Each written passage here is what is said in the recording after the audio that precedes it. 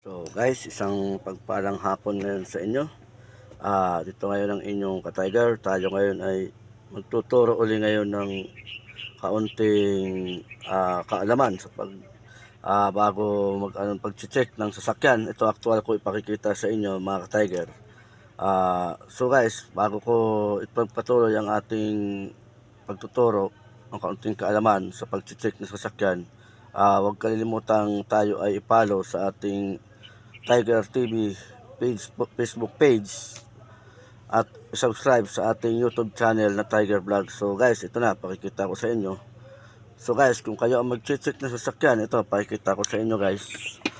Una natin gagawin kung paanong bubuksan yung hood, kasi marami rito ay hindi alam kung nasaan ang pagbubukas ng hood ng sasakyan. Kagaya itong minamanyo ko, isang Isuzu Crosswind. Ito, pakikita ko sa inyo. So guys, ito upuan ng driver. Itong manibela. So guys, ayan ang manibela. Ayan sa baba guys ito guys. Iangat mo siyang ganyan. Yan guys. So guys, yan nakababa na. Tayo ay bababa. Pupunta tayo doon sa hood para ipakita sa inyo ng aktual kung nasaan at paano ito gagawin. So guys, muna ito pakikita ko sa inyo. At ating dudukutin ang lock nitong hood. So guys, ito.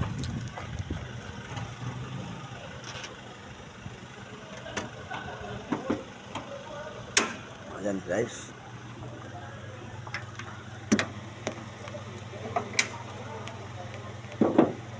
So guys, hindi bang nakita ito guys ang sasama dinudukot ito. So tutuloy natin itong kanyang holder para makatayo. So guys, pakikita ko sa inyo, ito ang kanyang battery. So ngayon pakikita ko sa inyo kung saan ito guys ang pagbubukas ng itong radiator na tinatawag, ito ang tubig. Yan guys, yan. So guys, ating babak ang ating para inyo makita. Ito. So guys, ayan. So guys, ang lagayan ng tubig. Yan. So guys, ayan yan, kulang na. Nakaano naman. Lagyan na yan. So guys, ang pagsukat ng langis, ito. Panungkat ng langis guys. Yan. So guys, ito, bunutin natin. Meron siya guys, dalawang butas dito. Yan guys. Ito ang ikalawang butas niyan guys. Kailangan umaabot yan ang langis sa ikalawang butas. So pag yan guys ay bumaba na dyan, ibig sabihin ay kulang na siya. Pero kung kaunti lang naman, or mga bago dumating doon sa unang butas ay mga kalahati ang kulang, masasabi kulang na yun ng mga isang perasong langis. Pero kung kaunti lang ang kulang ay okay lang yun guys, hindi pa kakulangan yun. Okay pa yun. So paano malalaman kung nasaan dito ang lagayan ng ETF para sa manibela at saka yung fluid para sa clutch at saka sa preno. Ito guys, tuturo ko rin sa inyo guys kung saan dito. Ayan guys, ito guys ay lagayan to ng ETF. ETF siya guys. Ayan. So guys, meron yan lagayan dyan. May nakasulat yan dyan na maximum. Yan. Pag siya ay hindi na umabot dyan, ibig sabihin siya guys ay kulang na. So ito naman guys, natawag na lagayan ng brake fluid. Ito guys. Yan. Yan guys ang brake fluid.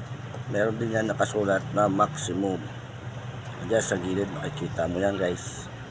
Pag yan eh, hindi naabot dyan, ayan o, sabihin kulang na siya. So guys, kung sa clutch naman, ito ipakita ko rin sa inyo. Ito sa gilid siya. Ayan.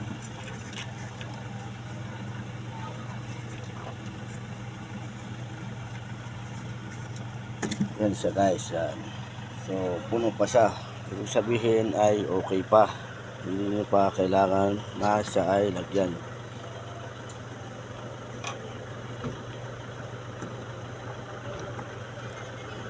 So, ngayon guys, napakita ko na sa inyo, tayo ay magsasali ng tubig doon sa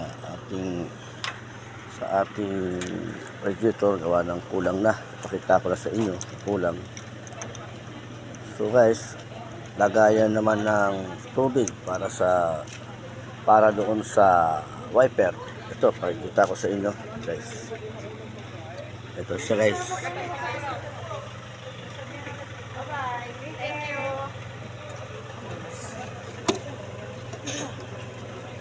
So, ayan guys, pakita ko na sa inyo. Kukuha tayo muna ng tubig.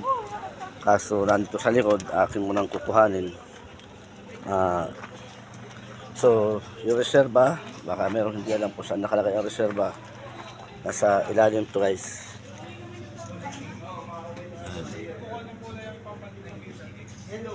So yan guys, ay tuturo ko para sa hindi nakakaalam, lalo sa mga bagong driver at doon sa magiging driver pa lang, para kayo naman ay may idea na.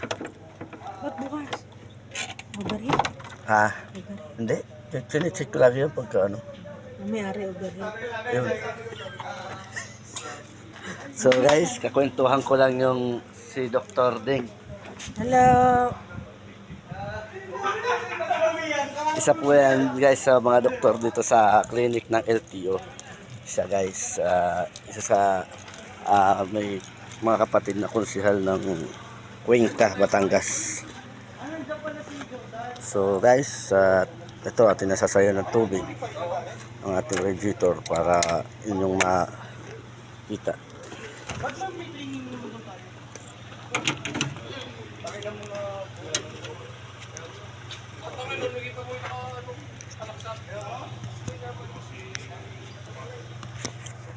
Dapat talaga pinag-check sa Diyos.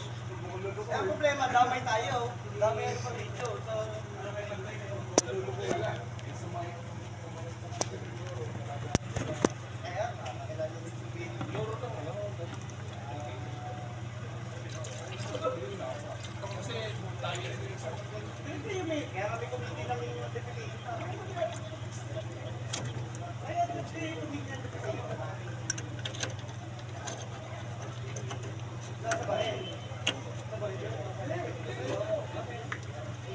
Kahit nga, sabi ko ano,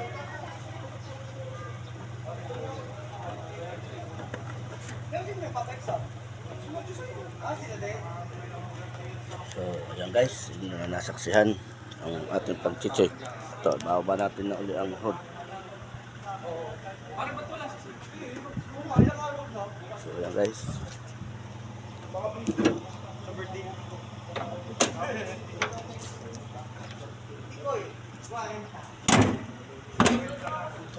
sports daw ni Tikoy.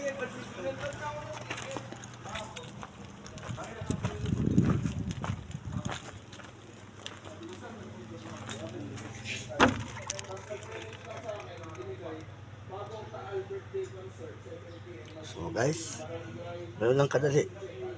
Isang maiksing paalala lang yun para sa mga gusto maging driver at mga bagong driver at dun sa lalo sa hindi nakakaalam. So guys, ito muli ang inyong ka-Tiger. Marami pa tayong mga ituturo sa mga susunod na araw. So huwag kalimutan para tayo sa ating Facebook page na Tiger TV at sa ating YouTube channel na Tiger Vlog. So guys, thank you for watching. Sa susunod ulit, maraming salamat.